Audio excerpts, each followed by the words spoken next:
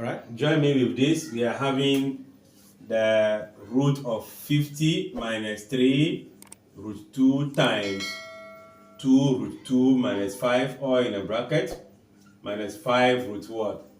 32. Remember, we've done how to reduce the set. We've also done how to multiply by expansion in terms of bracket.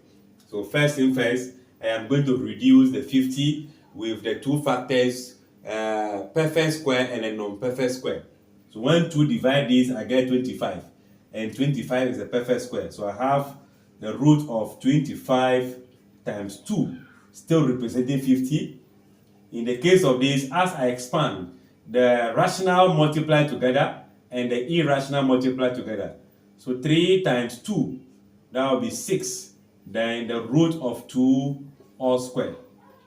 Then this is 3 negative, 5 negative, 15. Then the root will come, since that is the irrational number. Then minus, here is going to be 5, the root of 16 times 2. If you multiply 16 by 2, we should have our 32. So 16 is the perfect square. So in the case of this, it becomes 5 root 2, since root of 25 is 5.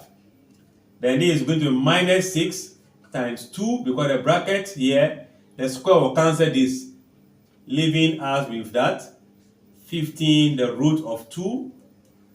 This will be minus 5, the root of 16 is 4. Then the root of what? 2, since that is the irrational. What do we do? Okay, let's simplify this further.